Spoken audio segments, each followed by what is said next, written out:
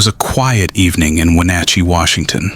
A father was supposed to return his 3 young daughters to their mother after a routine visit, but he never came back. For days, the community waited. Phones went unanswered, messages were ignored. Then a chilling discovery changed everything. Near a remote campground, the bodies of 3 little girls were found.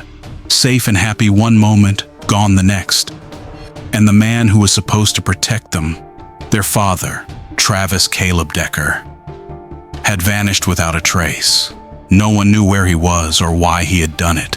What happened that night would shock an entire state and leave questions that may never be fully answered. This is the story of Paityn, Evelyn, and Olivia Decker, 3 sisters whose lives were tragically cut short, and the father who disappeared into the shadows. Before we dive deeper into this case, I want to ask you something. Stories like this matter not just for justice, but to make us more aware of the dangers children can face and the importance of speaking up. If you believe Paityn, Evelyn, and Olivia's story deserves to be heard, hit that subscribe button. Give this video a like and share it with someone who needs to hear it. Every click helps bring these untold stories into the light.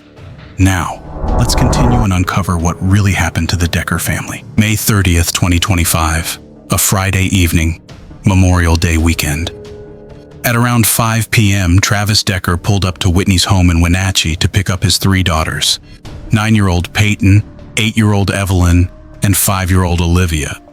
This wasn't unusual. Travis had been picking up the girls for scheduled visits regularly. Under a court order, he was supposed to have them for just 3 hours that evening and bring them back by 8 p.m. Whitney hugged each of her daughters goodbye. Travis looked at her and said, "We'll see you at 8. The 3 girls climbed into their father's white GMC Sierra pickup truck, excited for their visit. It was the last time Whitney would see them alive.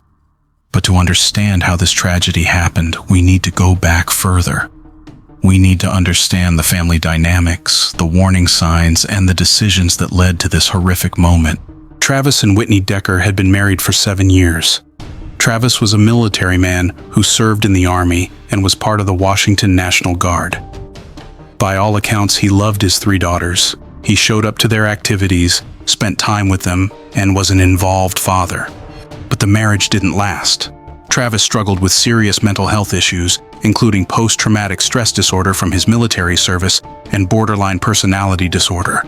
According to Whitney's attorney, Travis was actually the one who asked for the divorce. He told Whitney he felt like he wasn't worth it. After the divorce, Travis's life began to fall apart.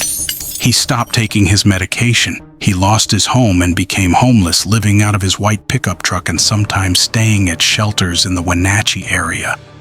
Whitney watched this happen with concern. She still cared about Travis and wanted him to get help, but her main priority was protecting her daughters. In September 2024, 9 months before the tragedy, Whitney made a difficult choice. She went to court and asked for restrictions on Travis's visits with the girls. In her legal filing, Whitney explained her concerns. Travis was homeless and unstable. On one occasion, he had kept the girls overnight at a homeless shelter and let them go to a corner store by themselves. Whitney was worried about their safety. She wrote in her petition, "He has made huge sacrifices to serve our country and loves his girls very much, but he has got to get better. I do not want to keep Travis from the girls at all, but I cannot have our girls staying in what is essentially a homeless shelter with dozens of strange men or living in his truck with him." The judge agreed with Whitney. A new parenting plan was created. Travis could still see his daughters, but with limits. He got 3 hours on Fridays and 8 hours every other weekend. The visits had to happen in Wenatchee Valley. And there was one more condition. Travis had to get mental health treatment and attend anger management counseling. He never did. Audio from the September court hearing shows Travis pleading with the judge for more time with his daughters. When the judge signed off on the new plan, Travis asked if anything could change it. He never signed the parenting plan himself, but he was legally required to follow it anyway. For the next several months, everything seemed fine. Travis showed up for his visits. He followed the rules. He brought the girls back on time, every single time. Whitney's attorney later said the arrangement was working really well until it wasn't. The girls were supposed to attend a 5-kilometer running event at a local park the next day, Saturday, May 31st. They never showed up. When 8 p.m. came and went on Friday night, Whitney tried calling Travis. No answer. She called again. Still nothing. This had never happened before. Travis had always been reliable about returning the girls on time. Whitney knew something was very wrong. She called the Wenatchee Police Department and reported that her daughters hadn't been returned from their visit with their father. Police immediately began searching. They checked motels in the area. They tracked Travis's truck through surveillance cameras and found it had been spotted traveling west on Highway 2. Officers requested an Amber Alert, but they were told the situation didn't meet the criteria. Instead, Washington State Patrol issued an endangered missing person alert. All through Friday night and into Saturday, police searched. Family and friends joined in. Volunteers looked through campgrounds and parks. Everyone was searching for 3 little girls and their father. Whitney was desperate. She knew Travis was struggling, but she also knew he loved those girls. According to people who knew him, his daughters and his dog were the 2 biggest positives in his life. As the weekend continued, the search grew bigger. More resources were brought in. The community rallied together. People held on to hope that the girls would be found safe. But it was already too late. Monday, June 2nd, 3 days after the girls disappeared. At around 3 p.m., a sheriff's deputy was searching near the Rock Island campground, about 70 miles east of Seattle. The area is remote, surrounded by dense forest and a creek called Icicle Creek.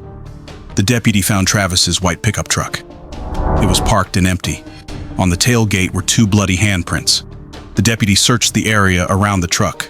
About 75 yards away, down a small hill, he made a horrific discovery. The bodies of Paityn, Evelyn, and Olivia Decker.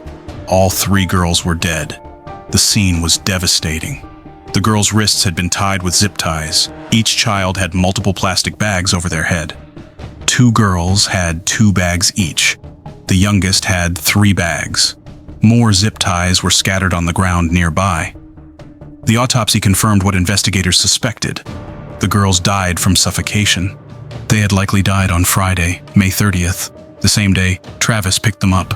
Within hours of leaving their mother's home, these 3 innocent children were murdered by their own father. DNA testing later confirmed that Travis Decker's DNA was on both the plastic bags and the zip ties, but Travis was nowhere to be found. When the news broke that the 3 Decker sisters had been found dead, the community was devastated. People left flowers, balloons, and candles at the girls' school and at Memorial Park. Flags were lowered to half-staff, but there was no time to grieve properly. Travis Decker had disappeared into the wilderness, and he had to be found. The Chelan County Sheriff's Office launched a massive manhunt. More than 100 law enforcement officers joined the search. The FBI, Department of Homeland Security, and U.S. Marshals Service all got involved. Washington Governor Bob Ferguson even ordered National Guard resources to help. Authorities warned local residents to keep their windows and doors locked and leave lights on at night. They believed Travis might still be in the area. This wasn't going to be easy. Travis was a former Army soldier with extensive survival training. He knew the wilderness. He knew how to live off the land. He knew how to hide. But investigators had found something interesting. In the days before the murders, Travis had done internet searches on his computer. He had searched for how to relocate to Canada and how does a person move to Canada. He was looking up information about finding jobs in Canada. Because of these searches, federal prosecutors charged Travis with unlawful flight to avoid prosecution. He was now wanted for 3 counts of first-degree murder, 3 counts of kidnapping, and fleeing to avoid arrest. The U.S. Marshals Service took over the manhunt. Helicopters swept over the mountains. Ground crews searched campgrounds, hiking trails, and remote cabins. They followed every tip and every possible sighting. But Travis Decker seemed to have vanished. As days turned into weeks, the search continued across the Pacific Northwest. In early July, the search moved to Idaho's Sawtooth National Forest after a reported sighting, but it turned out to be a case of mistaken identity. A man named Nick, who was camping there during 4th of July weekend, came forward to explain that U.S. Marshals had mistaken him for Travis.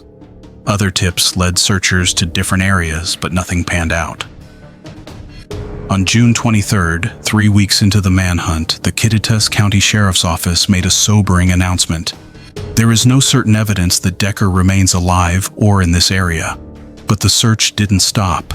Authorities released composite images showing how Travis might have changed his appearance with different hairstyles or facial hair.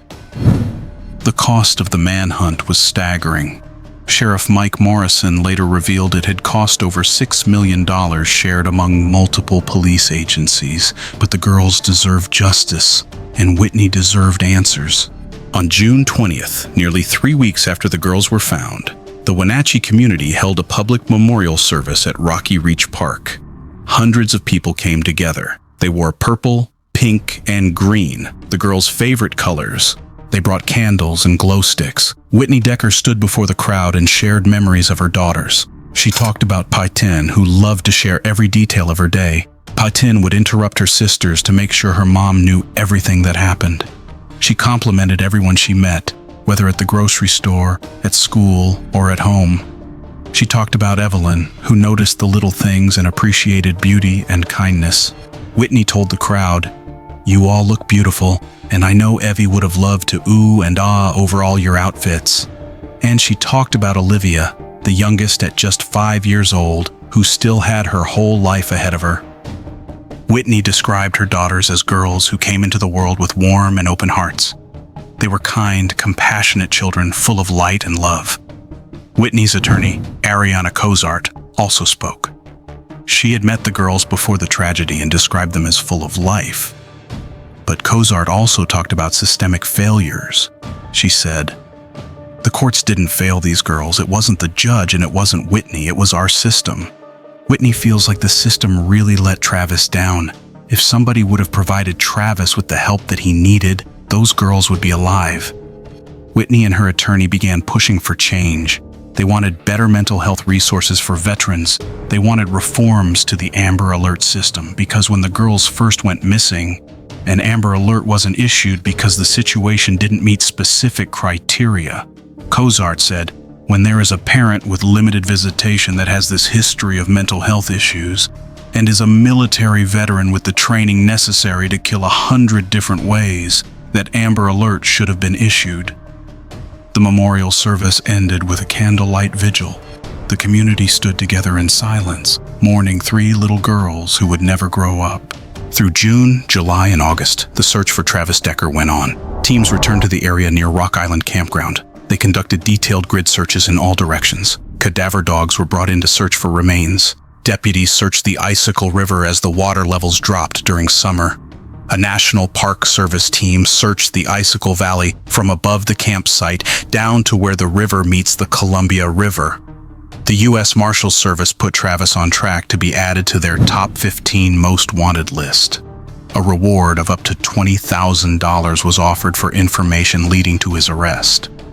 Sheriff Morrison told the press, "We're going to continue to search until we get to a point where we feel it would not be a vital utilization of our funds. We'll continue to push and bring a loud voice for Paityn, Evelyn, and Olivia." By early August, search efforts began to scale back. Some officials openly wondered if Travis was still alive. Had he died in the wilderness? Had he fled to Canada? Was he hiding somewhere? No one knew. Then, in mid-September, more than 3 months after the murders, searchers made a discovery. On September 19th, human remains were found on Grindstone Mountain in a remote wooded area south of the town of Leavenworth. The location was less than a mile from the campsite where the girls' bodies had been discovered. The remains were on a steep wooded slope. Items found near the remains matched what Travis had been wearing when last seen. 1 week later, on September 26th, DNA testing confirmed what many suspected. The remains belonged to Travis Decker. Sheriff Morrison held a press conference. He said, "We are glad to say that those remains do come back as a positive match for Travis. I hope you can rest easier at night knowing that Travis is accounted for." While a massive manhunt searched across multiple states, Travis Decker had been on that mountain the entire time. How he died remains unclear. Authorities did not release a cause of death. Some believe he may have taken his own life shortly after murdering his daughters. The manhunt was over. Prosecutors dropped all charges. There would be no trial. Travis Decker was dead. The case was closed. The tragedy of the Decker sisters raises difficult questions that our society continues to struggle with. How do we better support veterans dealing with mental health issues? How do we balance a parent's right to see their children with the need to protect those children from harm? How do we improve emergency alert systems to respond faster when children are in danger? Travis Decker was a man who served his country and, by many accounts, loved his daughters deeply. But he was also a man whose mental health deteriorated to the point where he committed an unthinkable act. Whitney Decker recognized that the system failed Travis.